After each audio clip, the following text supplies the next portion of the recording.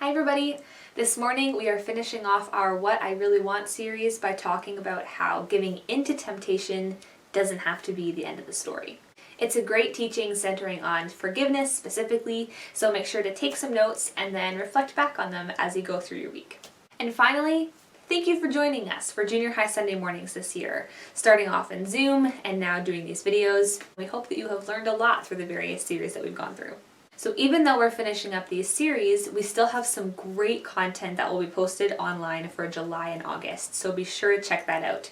We're going to be posting some Bible Project devotionals on our website at northpark.ca/youth, so be sure to be checking those out and watching those. I love the Bible Project. I think they're super interesting, and it has helped me learn a ton about the Bible.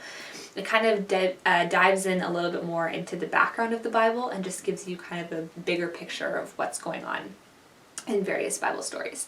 So be sure to check back northpark.ca/youth and check those out, and we hope that you enjoy them and learn a lot throughout the summer. So have the best summer, but before you do, hope you enjoy the teaching for this morning.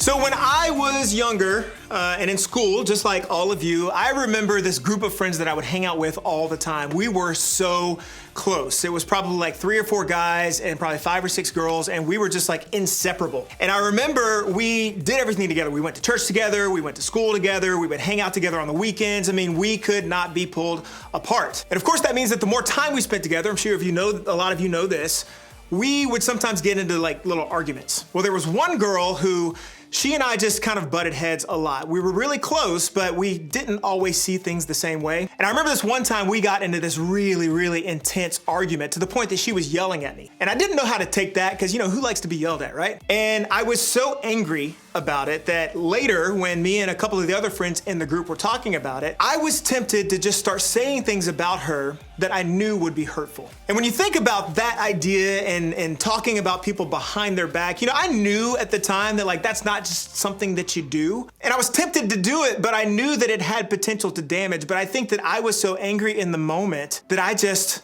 let it go. And I said something about her that was really hurtful to one of my other friends. Well, fast forward a couple days later to the next time that we all saw each other, and she came straight up to me and confronted me about it and said, "Did you say this about me?" And there I was, stuck.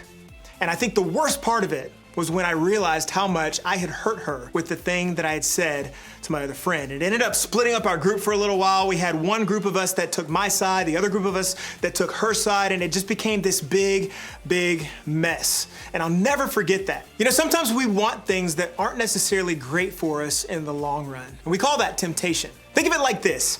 Temptation is the desire to do something we know might not be the best for us. And as you get older, the kind of temptation you might be facing is so much more intense than the kind you dealt with when you were younger. Being tempted to take a cookie from the counter when your mom told you not to is small stuff, compared to being tempted to cheat or steal or lie or make a choice that could have big and painful consequences. As you get older, a lot of our temptations get bigger, and so do the consequences. Maybe you've been there too. Maybe the temptation you gave into wasn't the same as mine, but you probably know the feeling. You've given in and done something you knew wasn't good for you. And then, well, like me, you were probably wondering, what do I do next? Maybe we feel stuck after we've given in to temptation.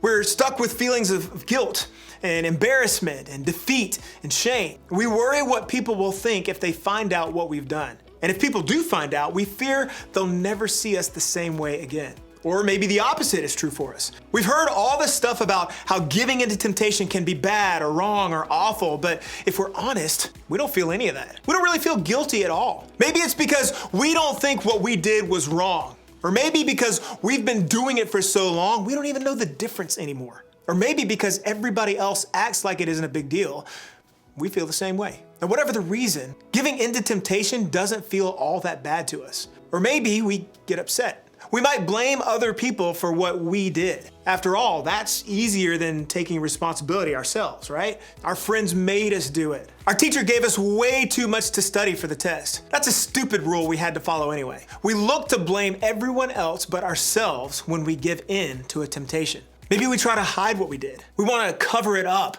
We avoid the person who's upset with us.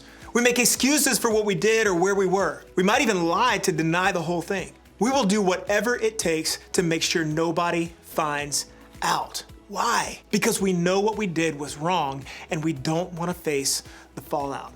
Each and every one of these feelings or responses when we give into temptation is normal. They're things we all might do, but the reality is they don't make things better. In fact, dealing with temptation in these ways usually makes things worse. So what do we do? When we've given into temptation, how are we supposed to respond? To start over, to change the path we're on? When it comes to temptation, what's the best thing we can do once we've given in?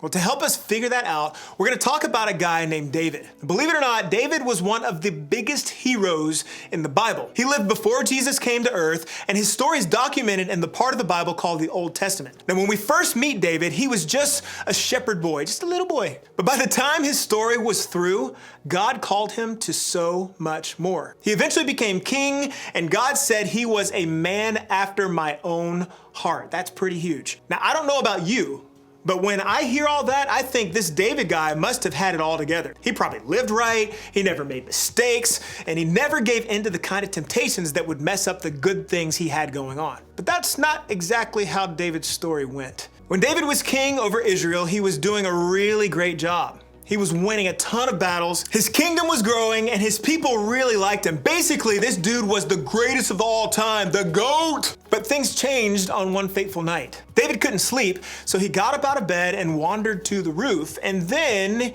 he noticed a beautiful woman named Bathsheba bathing across the way. Okay, now I know it's getting a little PG-13 up in here. So when he saw Bathsheba, what did David do? I mean, this was a man after God's own heart. He was the chosen king of Israel and a leader everyone loved. So obviously he walked away, went back into his room, and nothing bad happened, right? Wrong.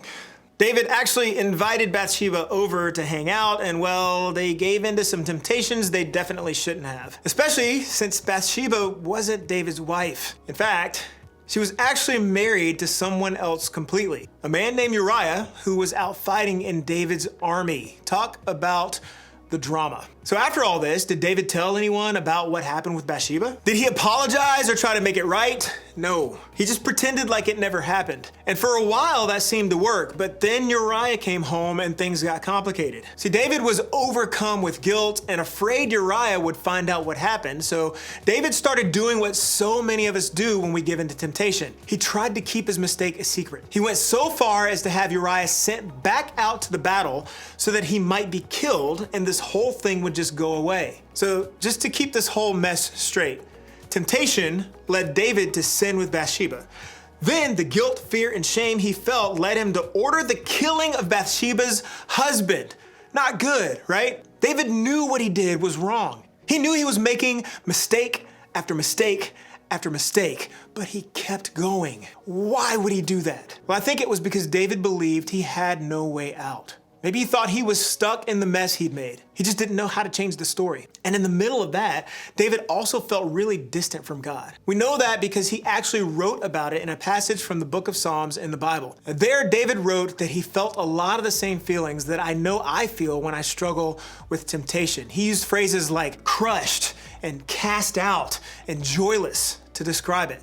Is anybody with me? But here's what we also know to be true about David's story. It didn't end there. God didn't give up on him. He didn't abandon him. He didn't throw his hands in the air and say, well, David, you gave in to temptation. There's nothing I can do with you now, so that's it. David actually did a lot of great things after this part of his story, but in order to really go on with his life, David had to do one thing. He had to ask for God's forgiveness. In one of the Psalms, David wrote this prayer asking for God's forgiveness. Don't keep looking at my sins.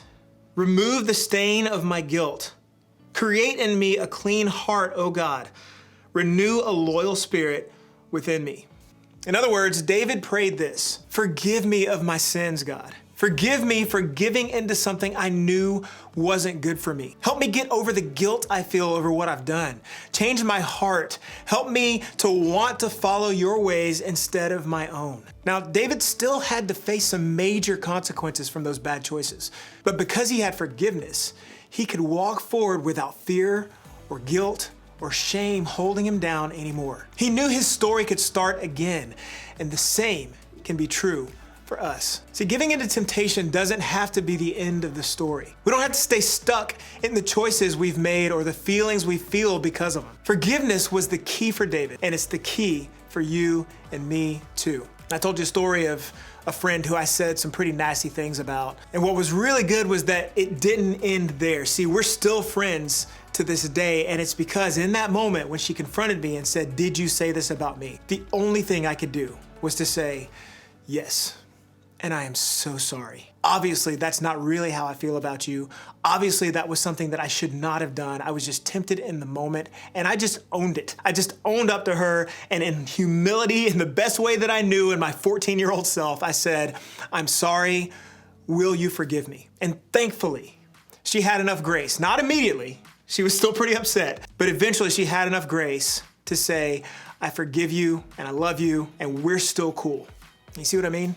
Giving into temptation doesn't have to be the end of the story. And that's because of forgiveness. So if you've found yourself wondering what to do next, if you're struggling with guilt or fear or shame after giving into a temptation, if you're finding yourself making mistake after mistake after mistake, well, a different story is possible. And here's how it starts. First, ask God for forgiveness. Go to God just like David did. Confess what it is that you're struggling with. Tell him about how it's made you feel. Ask for God's help to change your story and ask for his forgiveness. Remember, there's nothing that can separate you from God's love, and there's nothing he won't offer you his forgiveness for. So start by walking forward today and asking him for it. And then ask others to forgive you. Asking God for forgiveness is the most important step in moving forward, but making things right with others is important too. When we make poor choices, it often affects those around us. And part of moving on and moving forward is taking responsibility for the mistakes that we've made. When you disobey your parents, you need to admit what you did and ask them to forgive you. When you've lied to a friend, you need to ask for forgiveness. When you've spread that rumor you knew wasn't true, you need to be honest and ask for forgiveness. It's not fun, but it's important. And it's part of what will help you move on. And next, forgive yourself. Sometimes this can be the hardest step to take. Even when you know God has forgiven you and you've heard a friend say, "I forgive you," you can't seem to forgive yourself. You beat yourself up and you worry that you'll mess up again. And when you get stuck here, keep reminding yourself of God's forgiveness. Ask for his help to remember that your story isn't over. And then make a new plan. If you don't want to find yourself in the same situation in the future, you've got to figure out what to do differently now. You've got to make a new plan to avoid that temptation. Now, that might mean making some tough choices, like not hanging out with certain friends, or having your parents put restrictions on your phone or your computer, or not listening to certain music, or asking to sit in a different seat in class. Whatever you need to do, do it. Make a new plan and consider telling somebody like your group leader about it. Ask them to help you stick to that plan and encourage you as you do. And remember, giving into temptation doesn't have to be the end of the story. You got this.